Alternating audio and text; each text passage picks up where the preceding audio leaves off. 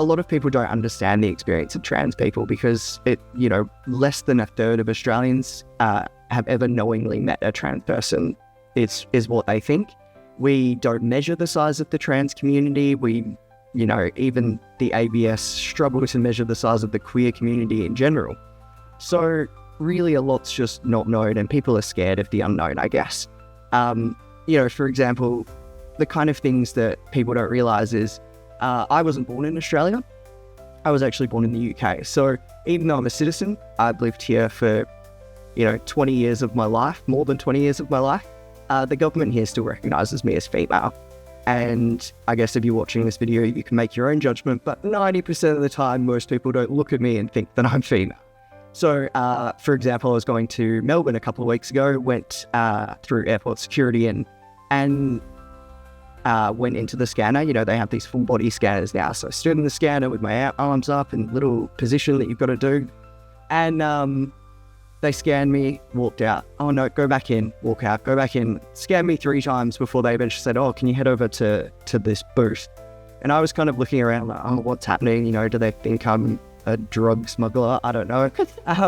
And what it turned out is they had looked at my ID, looked at my ticket, seen female, and when you go into those scanners, there's a little button that the person on the side of it presses that says male or female. When they showed me the scan, like what they had shown as suspicious on my body, the first 2 scans highlighted my chest area and my kind of hips and buttock area. And they explained to me that basically what it does is takes a scan of your body and sees if it aligns with the general shape of the gender that they've selected. So because they selected female, it's highlighted that I don't have breasts because I've had surgery and that my body shape isn't typically female. The third time they put me through the scanner, they selected male, and probably the most uncomfortable but hilarious interaction I've ever had was when he showed me the scan and all it had was a bright red box around my genitals. So I had to be patted down and taken to a room because they can't pat you down in public if it's a private area. And when I said to the guy, oh, I'm actually trans, so male is correct, but technically I'm legally female, he kind of patted me down very quickly and was like, yeah, you're fine. Obviously was quite understanding. In hindsight, yeah, it's kind of funny and I have a sense of humor about it, but in reality, I was very lucky. I was actually traveling with Transfolk WA, so the 4 people that I was with were all trans or non-binary and were kind of like, oh, yep, here we go again. That's normal. So, it was the safest I could have been, I guess, in that environment. But really, just being asked to kind of step away and then being taken into a private room and having to kind of wonder, okay, why am I going into this room? What's going on? They explain it to you, but it's still a pretty terrifying situation.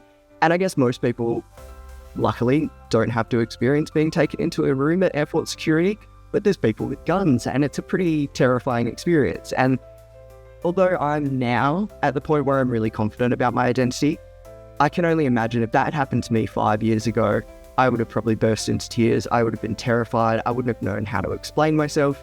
And it's simple things, people don't realize that, your driver's license, it doesn't actually list your gender on your driver's license. But if you get pulled over by the police or if you show at airport security, their system shows what your gender is.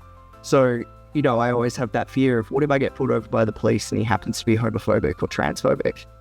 Are they going to look at me and then look at my ID and wonder where the mismatch is?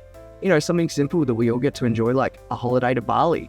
I went to Bali back in March and had the same issue at airport security in Perth airport.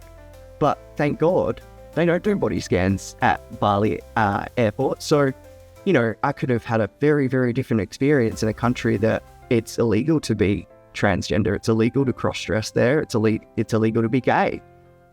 Theoretically, you could be arrested for something that you can't change. It really makes me no different to anyone else.